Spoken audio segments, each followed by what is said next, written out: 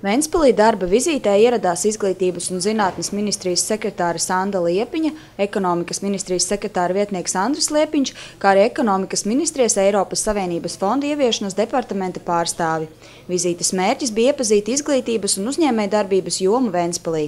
Īpašu uzmanību delegācija veltīja Ventspils tehnikumam, kur viesiem tika prezentēta profesionālās izglītības attīstības plāna Ventspilī, kā arī novadīta ekskursija pa tehnikuma telpām, kas izraisīja zināmu šoku. Delegācija pārliecinās, ka tehnikuma modernizācija ir nepieciešamība. Par to nav šaubu.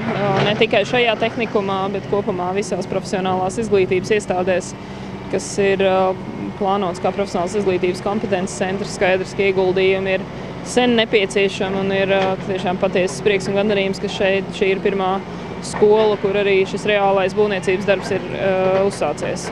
Ceram, ka šī gada laikā mums izdosies arī pārējās 10 skolās uzsākt šo modernizācijas procesu. Un tad jau nākamo 2-3 gadu laikā tā profesionālās izglītības seja un tas, kādā veidā tā izskatās tīri no audzēkņu puses, varētu būtiski mainīties. Arī piedāvātās izglītības saturs un kopējais prestižs neizbēgami arī augtu. Tas ir ļoti svarīgs solis virzienā, ka tiešām Latvijai daudz vairāk ir nepieciešams profesionālās izglītībā studējošie un tieši dabas un inženierzinātnē studējošie.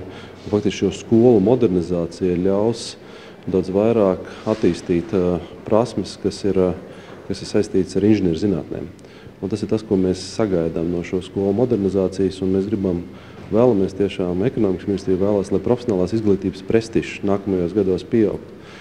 Jo tas ir pamats jau tālāk industrijas vai rūpniecības attīstībai nākamajos gados. Šajā gadījumā bija ļoti svarīgi parādīt gan Izglītības un zinātnes ministrijas valsts sekretārei Sandai Liepiņai, gan arī ekonomikas ministrijas kolēģiem to, kā faktiski šobrīd Ventspils tehnikumā mēs plānojam darbu, kā mēs domājam par tehnikumu attīstību sadarbībā ar uzņēmējiem, kā notiek mūsu būvniecības un rekonstrukcijas projekts, un gal galā, lai viņi arī redzētu to faktisko materiālu tehnisko bāzi, kurā jaunieši līdz šim ir mācījušies, un kurā viņi šobrīd atradīsies pagaidu laikā, pārmaiņu laikā. Un cik ļoti svarīga mums ir šī projekta tāda pilna pabeigtība, tā skaitā arī aprīkojums gan dienestu viesnīcai, gan arī restorānam un visam pārējiem. Tā, lai tas projekts ir, tā kā mēs tiešām ejam atpakaļ skolā, ka tas ir tā ritīgi pabeigts, un ka mēs patiesi varam būt gandarīti ar padarītā darba rezultātiem. Es esmu gandrīz par 98% pārliecināta, ka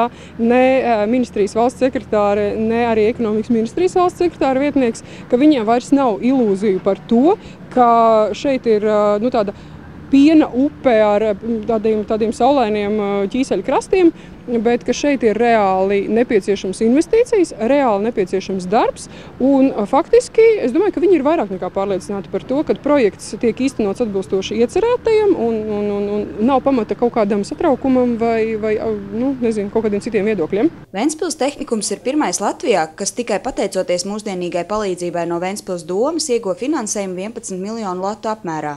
Ja zaļā gaisma Ventspils tehnikuma būvniecības darbiem tika dota pirms pāris mēnešiem, pārējās Latvijas profesionālās mācību iestādes var tikko iedegt dzelteno gaismu. To liktenis noskaidrosies tikai augustā, kad būs skaidrs, vai ir pagūts izstrādāt tehnisko projektu un paziņot par būvniecības darbu uzsākšanu un saņemts finansējums. Šā brīža statistikas dati liecina, ka profesionālās izglītības popularitāte Latvijā aug. 36% vidusskolas absolventu vēlas apgūt profesiju. Pat laban uzstādīts mērķis palielināt rādītāju līdz 50%. Šobrīd profesionālajā izglītībā ir izvirzītas 3 prioritātes.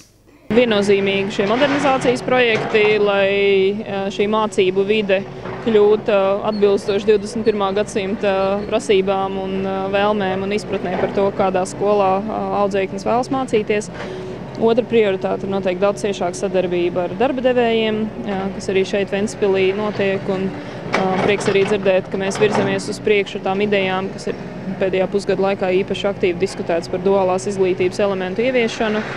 Un tā būtu otrā prioritāte. Un trešā noteikti ir kopumā skatīties, kā mēs pēc šīm modernizācijas projekta īstenošanas arī pakāpeniski un straujāk varam kāpināt audzēkņu skaitu, kas izvēlās mācīties profesionālās izglītības iestādēs pretstatā vispārējās izglītības iestādēm un sasniegt šo plānoto 50-50 proporciju. Profesionālās izglītības attīstība Latvijā nevar norisināties bez atbilstošas attīstības valsts uzņēmējdarbībā, jo šeit nākamie speciālisti meklēs savas darba un prakses vietas. Īpaši aktuāls šis jautājums kļūs ieviešot duālo izglītības sistēmu, kas paredzēs nākotnes darbinieku apmācības konkrētā uzņēmumā. Ventspilī pēc ekonomikas ministrijas pārstāvu vērtējuma ar darba vides attīstību viss ir kārtībā, un šeit ir arī labas perspektīvas pilnveidoties nākotnē. Ventspils domas un Ventspils brīvostas darbība jau kopš 90. gadu beigām pēdējā 10 gadē ir vērsta uz to, lai daudz vairāk ienāktu ražojošie uzņēmumi tieši pilsētā, ne tikai nodarbotos ar reālu pārkraušanu, kas ir ļoti svarīgi, bet tieši ar apstrādājušo rūpniecību attīstītos. Un tieši pēdējos gados ir radīt daudz priekšnosacījumu. Tiešām investīciju piesaistēja no ārvalstīm un arī tas sekmējās jau arī konkrētajos rezultātos. Un arī šī skolas modernizācija ir viens no tādiem arī būtiskiem priekšnosacījumiem, lai attīstītos daudz vairāk un lai nāk šīs ārvalstu investīcijas Ventspilī un Ventspils reģionā. Lai profesionālā izglītība kļūtu saistošāk jauniešiem un lai tā atbilstu 21. gadsimta prasībām, Ventspils tehnikums ir iegūs gandrīz 11 miljonus latu, no kuriem vairāk kā 9 miljoni tiks ieguldīti skolas rekonstrukcijā, restorānu un dienesta viesnīcas būvēšanā. Vairāk par 1 miljonu latu ieguldīs mūsdienīgi iekārtu iegādai. Šobrīd Ventspils tehnikumā mācās 665 audzēkņi. Līdz 2020. gadam audzēkņu skaitu plāno palielināt līdz vairāk kā 100. Gita Mārtiņsone, Irina Kurgāna, Viņš Žodziņš, Kurzemes televīzija.